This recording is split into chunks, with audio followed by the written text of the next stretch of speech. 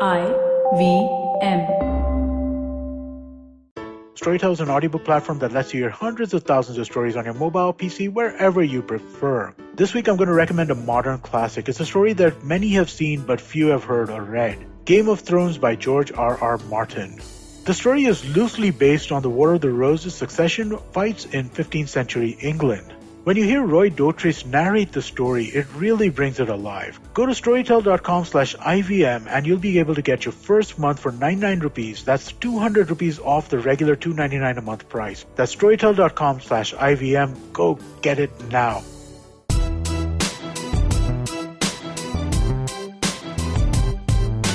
Hi, I'm Zarina Poonawala, your peak performance coach, life coach, emotional intelligence practitioner, and NLP practitioner. I'm also the founder of Abzo Expertise Unique, and my organization constantly aims at building leaders across continents. After having worked with so many dynamic business honchos, entrepreneurs, startups, CEOs, management gurus, parents, and student communities worldwide, I am convinced that every individual has unleashed potential, and all we really need to do is realize it. Watch the magic unfold, enhance quality of life, relationships, and professions. On my show, be ready for some riveting conversations with inspirational people, snippets, stories, and much more. So here I am on this exceptional journey to find empowerment and inspiration anywhere I can. Come join me on this breathtaking path of self-realization, potential maximization, positivity, and most of all, embrace your inner power.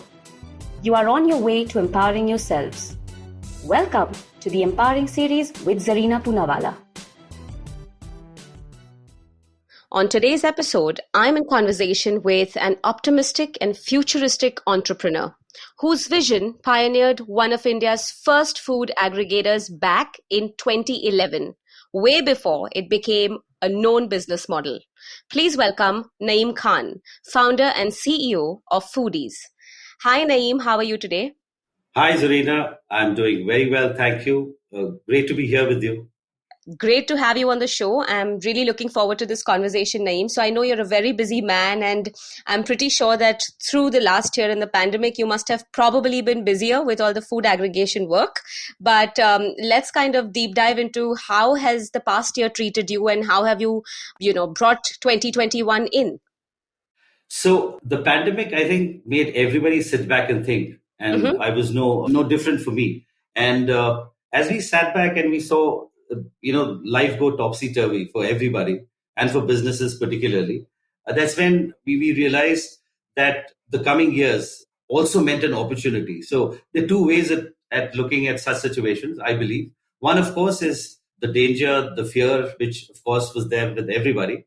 But I think the other way to look at it is to look at it as an opportunity and know that this will go, and know that one day we will be back to a semblance of normalcy. And that is when consumption, consumers, everybody would start a positive reaction to markets again, and we can grow back. So I think we were all waiting for that. No difference at our end, and we were waiting for things to reach a semblance of normalcy. And I'm happy that we could fight our way through the difficult period. Absolutely. So that's really nice to know, Naeem. You've had your life lessons and the time to kind of pause. Let's deep dive a little bit into your journey. So I believe you're from an advertising and communication background, and you've gone to be the founder and CEO of a food aggregator company. And I think food aggregation is a huge business model at this point in time. Everyone's talking about it. Everyone's sort of indulging in it. How did you get into it?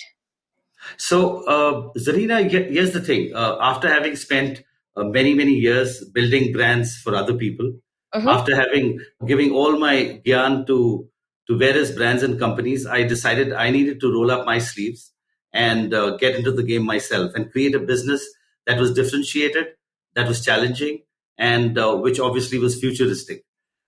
So around the year 2010 is when I started getting these ideas to get into a particular startup, and startups were far and few in between then, but I wanted to do something new. And my mind went towards food very automatically because I realized that food and food business, if handled well, was recession proof, so to say. We in advertising and communication saw the ups and downs, and we saw budgets being slashed again and again as the markets went up and down. So I realized I needed to be in a business that was reasonably recession proof, number one. And number two, I had a kind of I've been a foodie always. I love to eat food, different kinds. And I wanted to get into the service of business because I realized that production is not our strength. Running a restaurant or producing food is a different ballgame altogether. It has very little to do with money and more to do with skill and ability to understand kitchen management, which I realized was not native to me. It was not something I had any experience in. Right. So therefore, understanding the consumer, understanding markets, which has been our area of strength, was where I wanted to be. But I wanted to connect that to food. Therefore, the idea of a service in the food industry came up, and I started thinking. And funnily enough, one particular incident really got me going on this. I remember landing up at a friend's place somewhere towards the end of 2010, and he didn't have his family at home. They'd gone out, and we just finished work, and we was just sitting there, and we said, let's get some food. So there was a call-in service then, where you had to call them and tell them that you needed food from X restaurant, and they would go there, and you had to then call the restaurant and place your order, and then he would go there, pay up, and it was a long process.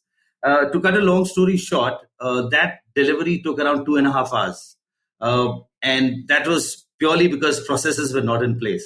This is just a call-in service, and they didn't really understand how to do it. But that being the only thing, everybody went for that.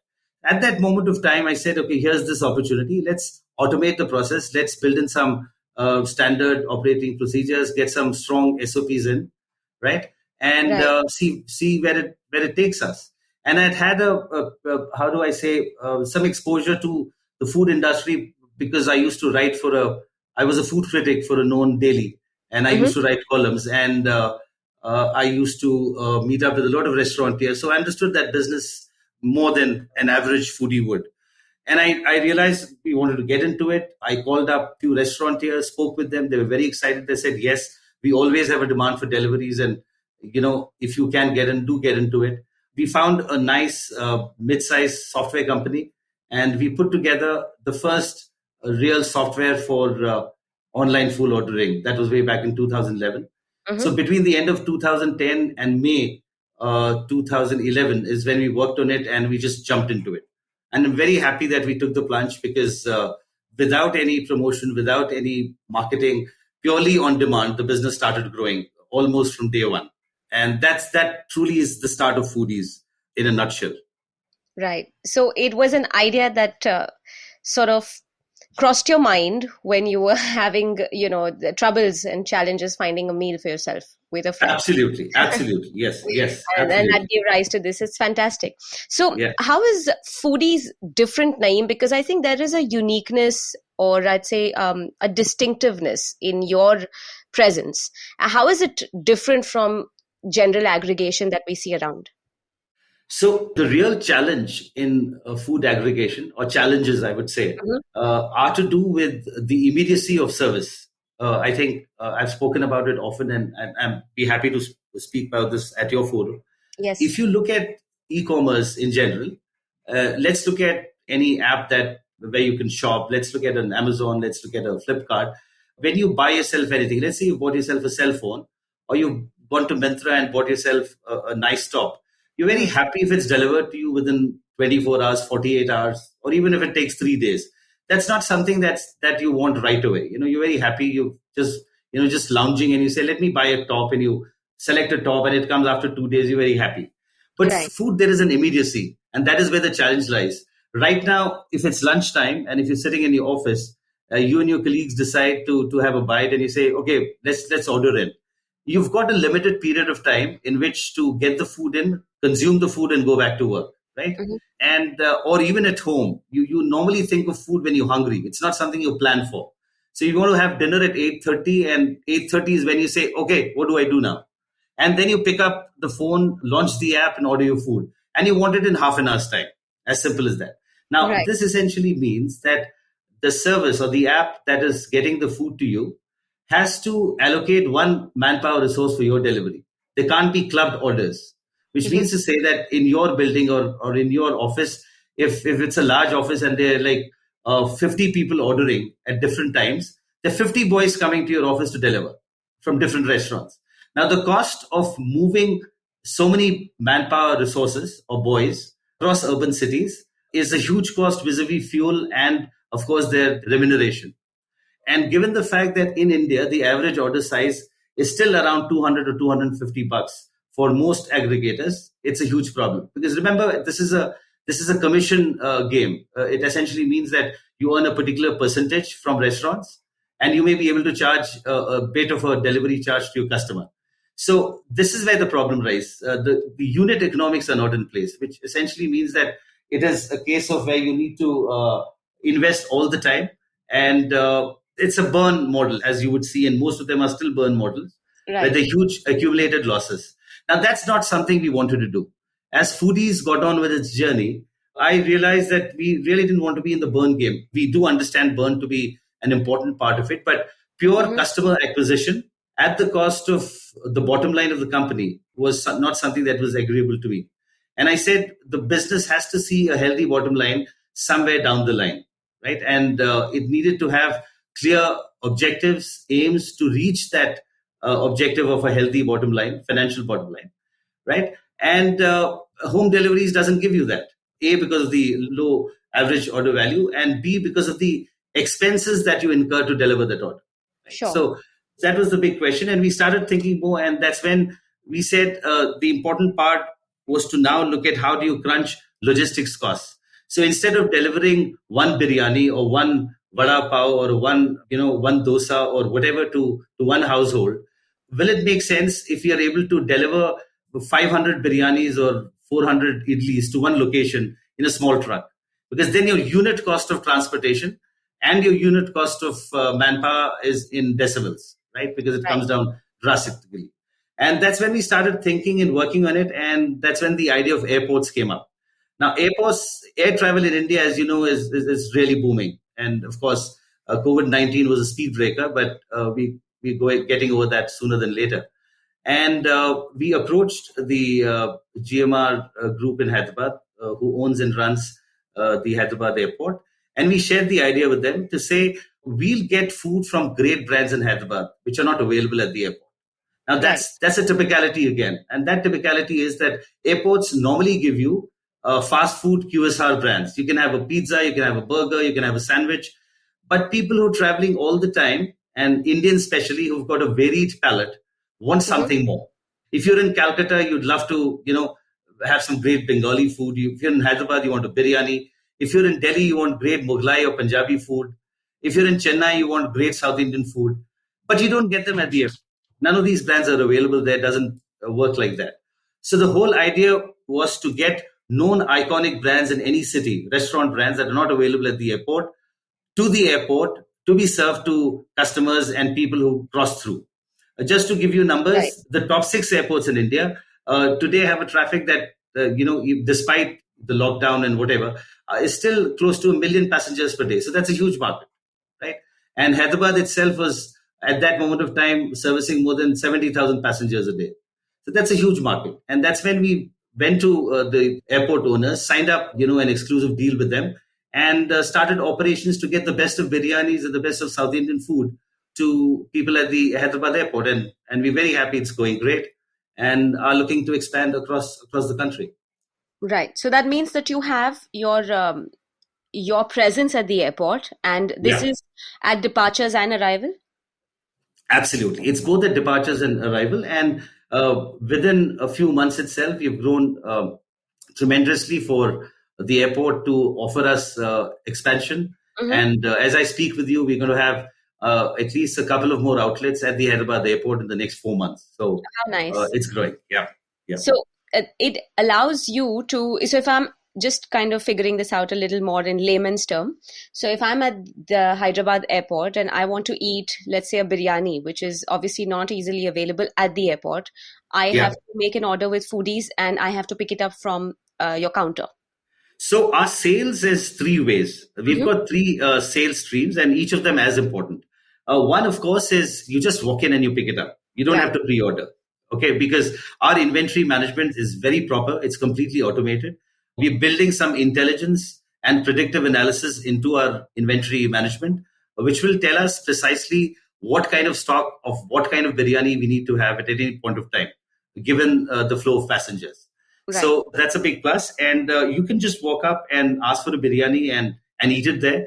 You can take it back home, eat it or eat it on the flight. Or you can, like I said, take it back home for your friends and family, which is a big thing because a lot of people want to take the Hyderabadi biryani home. So that's one sales stream. The other is our exclusive tie-up with the Make My Trip group, MMT. And when you launch the Make My Trip app in Hyderabad, as part of the main booking funnel, you find our menu as you proceed towards checkout, which essentially means that you can just buy your ticket, buy your biryani or any other food item from Foodys on MMT itself, check out, and your biryani is ready when you walk into the airport, whether you're arriving or departing. So that's the second sales stream. And the third is our own app, which is in the process of being pushed. We need a lot of marketing for that.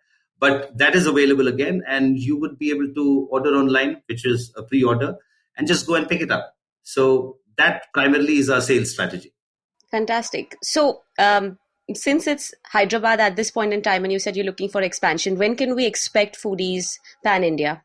Do you have any, estimated? Yeah, I think by financial year end 2022, which is 31st March 2022, we would hope to be in at least 4 cities, and we're working towards that. And you will hopefully find a Foodys outlet or more than a single one at your airport sooner than later. We're working towards that. That's a wonderful, Naeem, because I'll tell you something about airports that I find sort of despicable in a way is that they're also very overpriced and overrated. Anything you're eating at the airport just seems so overpriced. And I think, being able to bring the local cuisine, and I believe that you all have very reasonable rates as well in terms of making sure that everybody is able to satisfy that palate. Right. So in terms of that, I think it also allows one to be able to just have a taste of the culture or the area or the city that they're in without having to pay a lot, because otherwise you're just having your fast food every airport you go to, or you're having the same coffee every airport you go to. There's nothing new, there's nothing fresh about it. So this is quite refreshing to even understand. So I'm quite interested in the concept itself. Thank you, Zarina. Yes, it is a very exciting place to be in, and like you rightly said, our pricing is very reasonable. And real estate is expensive at the airport, so I'm not going to comment about on why those brands are so expensive. But I suppose it's a market reality. We've managed to work on our model in such a manner that, for example, a chicken biryani from a well-known brand like Shadab in Hyderabad, which is one of the oldest and the most preferred biryani brand, is only $300. So while you pay the same amount of money for a plate of idli, or you actually get a biryani for $300. So we're very happy to be able to price it well and ensure that people find it reasonable to consume local delicacies. I'd say idli is still a better comparison. 300 goes into a cup of coffee these days. So I think it absolutely makes sense. Yeah, But, yeah. Considering the kind of competition in this market, Naeem, what is your crystal ball reading for the future of food aggregation and for Foodys? So, in terms of the industry perspective and the way I see it, everything out there is a burn model, right? Without taking names, all the biggies that you and I order from at home are all burn models. And I think that buck will have to stop somewhere because it's all about funding, right? So, it's all about valuation and funding and not about the bottom line. Their losses mount up every year, every day, in fact, right, because they spend more to earn more. So, which means I was told through unconfirmed sources that the big players in this market spend as much as 2.5 to 3 rupees to earn a rupee. So that tells you where things stand. And I would suppose that this entire dream that India is built on are where investments roll in, which is the 1.3 billion number. I think something that has helped us grow, but it also means that there has to be a reality check sooner than later. Sure. Urban markets are getting more and more competitive, are getting more and more cluttered. Okay. And aggregators will find it difficult to push themselves after some time. The reason is very simple. The fact is that these are brands that are primarily built on a very simple premise, and only one premise for that matter, and that's convenience, right? So it's all about armchair retail.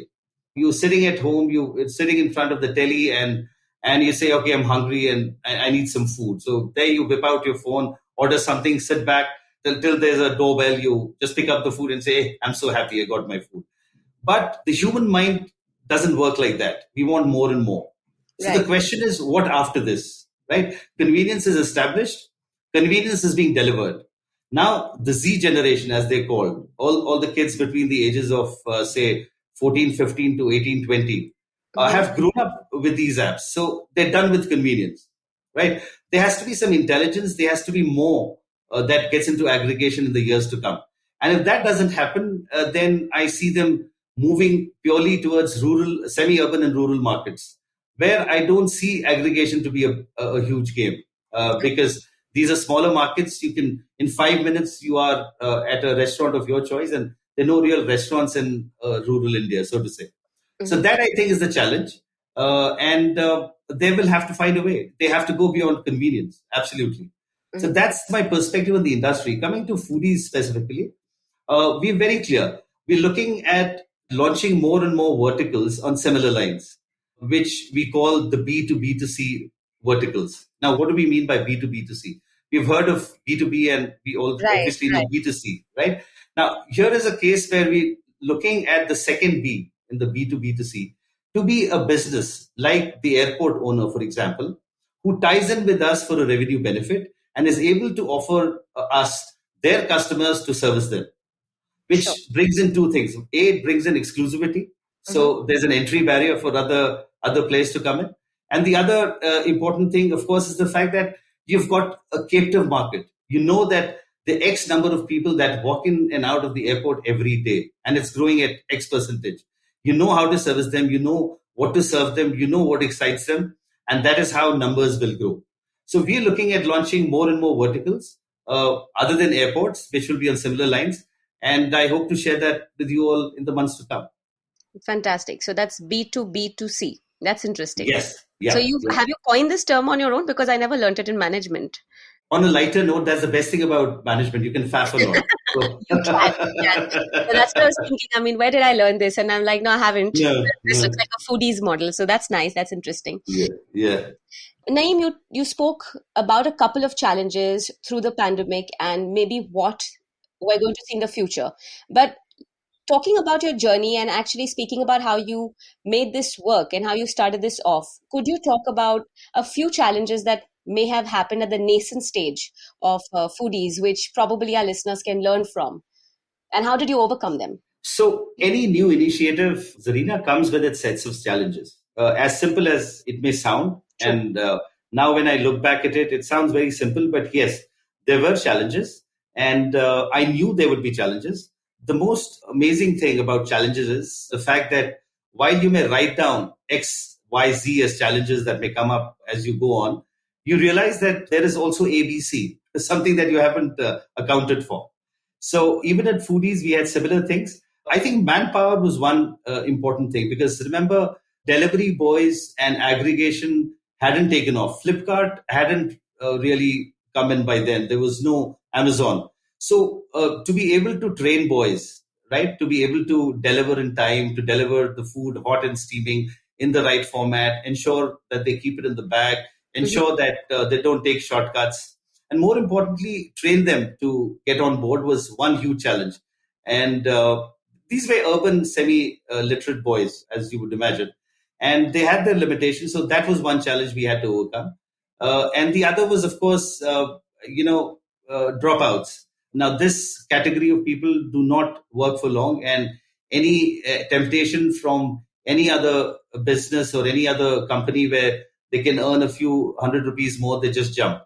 So we had this, especially initially, where we would spend a lot of time training up these boys, and would realize that in 3 months' time or 4 months' time, he's looking for another job. So that was a challenge, to constantly look at people and onboard them and train them. And on a lighter note, I still remember as the big brands in food aggregation came in with all the big funding, we did lose a lot of people, a lot of boys. And I would at times meet them at traffic lights where they would very sheepishly turn back and wish me and say good afternoon, sir, or good morning, sir, wearing the T-shirt of my competition. So that was yes. So that was the funny part, but it did hurt then. I can laugh about it now, but it did hurt then. Yeah. So that was one challenge, and of course. The other was technology itself. So remember when we sat down with a software company, nobody had ever developed, food aggregation model, right? So the entire process of our settings and going right now, you have SaaS plugin software available for this, but then there was no such thing. So developing the technology was one such challenge because we had to take the technology people, the code writers along with us, had to build in a lot of things into our technology as we went on. It was a constant process that evolved month on month as we learned more and more. So technology was surely the second one. And honestly, these two were the big ones. Restaurateurs were very keen to tie up with us and go on. So that wasn't a challenge. Customers were just ready and available. I mean, people just wanted food at home. Right. So I would say that these were the two major challenges that we had to overcome. And it was a good learning experience, surely. Fantastic. And that brings me to this very interesting question that I have to ask you, because I want to ask you, what is a belief you swear by? Because when you're faced with challenges and you have to overcome them, there are certain things that keep driving you, they give you purpose. So what is that one belief that you swear by, Naeem? I wouldn't want to sound grand here and say something that is normally said, but I'll just be honest and say you need to have a thick skin. Simple. Right? You can't afford to be sensitive. You can't afford to be, moody. You can't afford to let your yo-yo mood also make a yo-yo out of the business. Absolutely not. So when things go down, and they do, you have to know if what you're doing is right, and you have to know if the market wants your product. There's a reality check in any business, which happens almost on a daily basis, and one has to look at it straight in the eye and answer that. So the only thing I believe is that when you look that challenge in the eye and you know that the market is there and you know that consumers want something you're doing, then you're on the right track and you need to continue. But if you're just being obstinate and you just look at it and say, whatever happens, I'm going to continue, then you're walking into a ditch. So I think self-belief comes not from anything within, but knowing what's happening out of the market. I think that's an important lesson. It's not just about a fortitude that one has from within. It's not about your self-belief, self-confidence. All these are very necessary, but the reality check to know if the market really needs you. And if you can't establish that, if you can't define that, then God help. That's very perceptive. So you're saying that self-belief is something that you can actually find around you and understand the demand and supply and whether you're fitting Absolutely. into the category of things and you're part of that cycle. Okay, fantastic. And probably some words of wisdom for our listeners' name. Learn and learn and learn. I mean, here's the thing. At no point of time is anybody complete. At no point of time is a business model complete. At no point of time is your idea the most exciting idea. Unless you're willing to learn and hear, you've got to be a great listener rather than being a great talker. Because the inputs you get from various quarters, and the most unexpected of quarters is amazing. You may have a cab driver tell you something about your business that you've never thought of, right? You may have your delivery boy tell you something which may be a gem vis-a-vis what's happening with consumers. So the ability to listen and to learn constantly and on the move is what I would really, really push for with all youngsters out there who want to make a mark in their respective fields and do any startups or any business that they want to get into. I think that's a lesson that never goes out of fashion because learning keeps you growing. I believe that's what it Absolutely. is, right? So fantastic. And lastly, Naeem, what empowers you? Yes, I think it's my belief in the creator and the fact that he is there to guide me all the time. I think I'm not ritualistically religious, but more on the spiritual side. And I believe without naming a particular God, there is so much out there in terms of the nature, in terms of the universe that you need to look forward to and believe in it. And believe that whatever happens, happens for your good. Be optimistic. And that is what empowers me. I think I've been a diehard optimist. I think that's I've always looked at a glass to be half full and never to be empty. Mm-hmm. And that's what keeps me going. So honestly, I think it's my optimism that powers me more than anything else. Fantastic.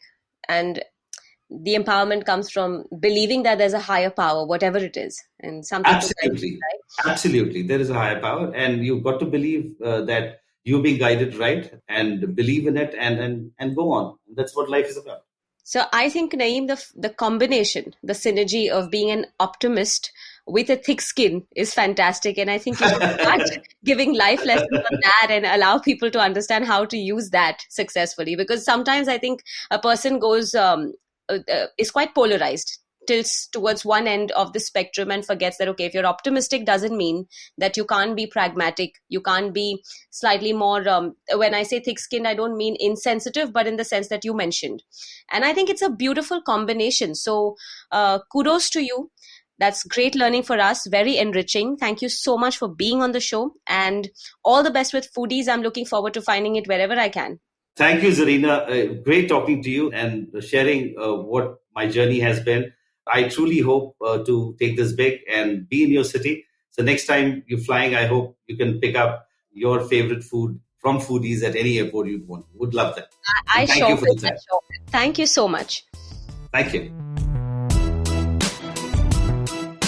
If you liked this podcast, don't forget to check out other interesting podcasts on the IVM network. You can listen to us on the IVM Podcast app or ivmpodcast.com. You can also follow us on our social media. We are at IVM Podcasts on Twitter and Instagram.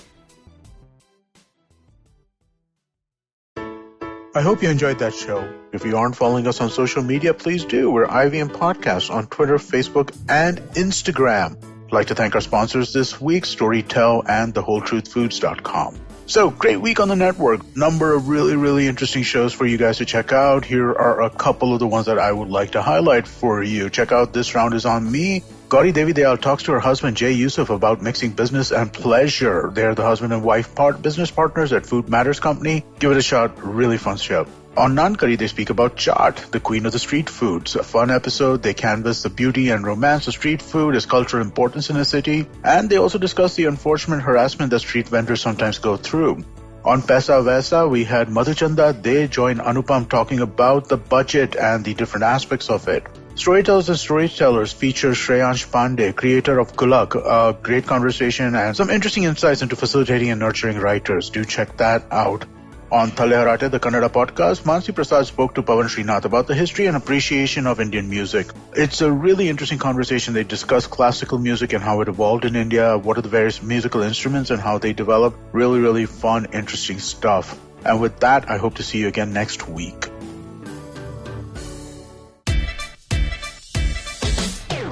From uncensored and unfiltered chats with the who's who of the entertainment industry, I, Siddharth Kannan, bring you a very hardcore chat show called Candid Kannan. Tune in every Friday on the IVM Podcast app or wherever you get your podcasts.